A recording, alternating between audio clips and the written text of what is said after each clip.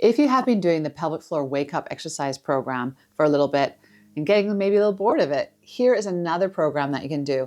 This is to get the pelvic floor woken up in the morning, to get your lower belly working, to get the hips relaxed, to get the low back relaxed, especially first in the morning when we tend to be a little bit stiff. So lying on our backs, we're going to gently try and keep our pelvises nice and relaxed here as we take one leg up towards the chest, then bring the other leg up towards the chest. The hands are on the thighs, not the shins. And we're going to do double knee circles around one way about 5 times. So there's one. And when we're doing this, we're trying to stay relaxed in our bellies, relaxed in the hips, and relaxed in our necks.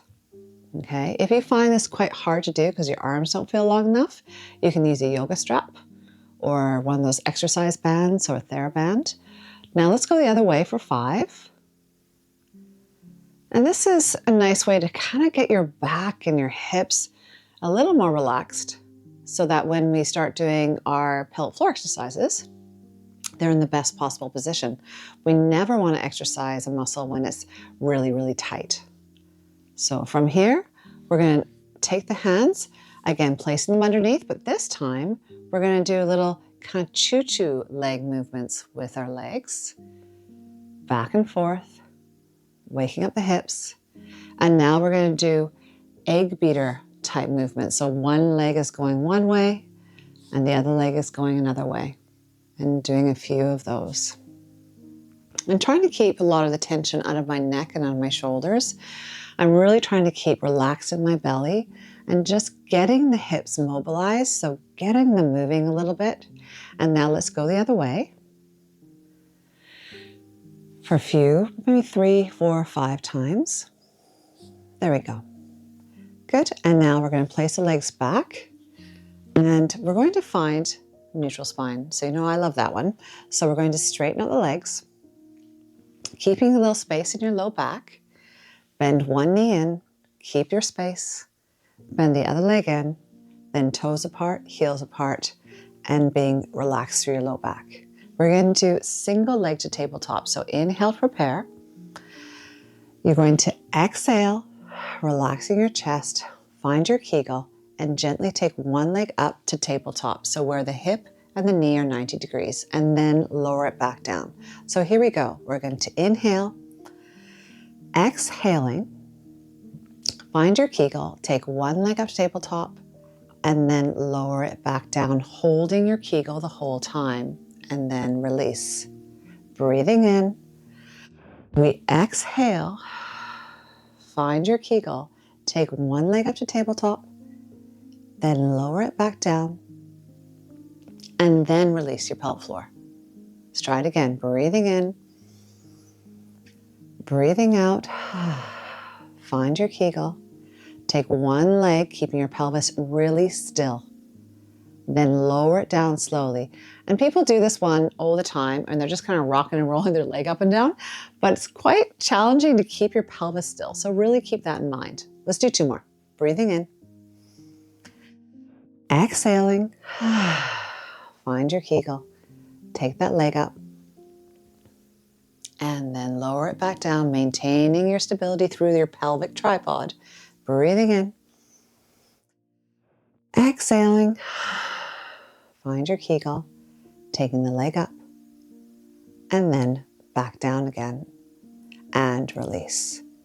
Now we're going to turn over onto our sides. So turning over gently, and we're going to use a pillow. So you can grab a pillow or a couple yoga blocks. You're going to place it underneath your head. So this is kind of a nice one you can do in bed too. You want to have your hips stacked. You're going to have one arm out and the other arm on top of it. So from here, we're going to inhale. We're going to exhale out. Then inhale and exhale back. But this time, we're going to do it with our Kegel. So breathing in, reach the top arm forward. Exhaling into your Kegel as we rotate to protect your back. Big breath in here. So stretch out. My arm's hitting the wall, so I don't have quite enough room here. And then we're going to exhale and then come back to your hand. And that's when you're in your Kegel. So let that go. It can be kind of complicated when we start moving too much. So here we go. Breathe in. Now, here we go. Exhaling into your Kegel. Opening up. Let go of your Kegel. Inhale. Exhale. Take the arm back. And find your Kegel. And then release. Let's do one more time. Inhale to reach. Here we go. Exhale to rotate. I'm in my Kegel here. Then I let go of my Kegel. I take a big breath in. I exhale back to my hand. And I'm in my Kegel. And then I release it. So we're going to do the other side. So I'd like you to flip over to your other side. I'm not going to. I'm going to stay on this side. So let's do it again. And as you do this, it really does become easier. It's just trying to coordinate the breath and the Kegel and the movement together. So stacking your hands. The first movement is you inhale and allow yourself to reach forward and feel that lovely movement through your spine. You exhale into your Kegel as you open your shoulders up. Your hips are still fairly stacked. Now release your Kegel. Breathe in for a big breath in here to stretch open your chest. You exhale back to your hand and I'm in my Kegel. Now I'm going to release my Kegel. Breathe in. Exhale over.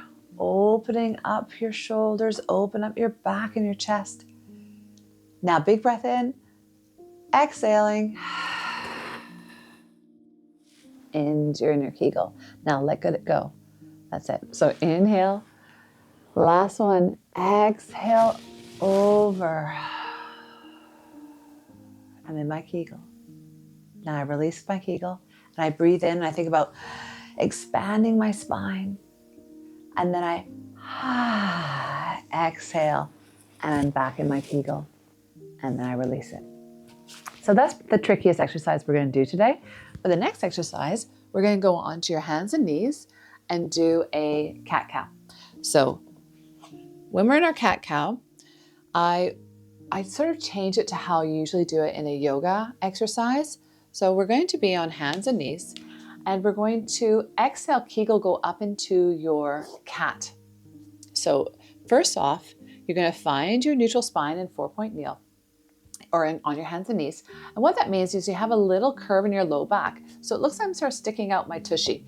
So I don't want you to be here already. I don't want you to be curved already, nor do I want you really, really saggy.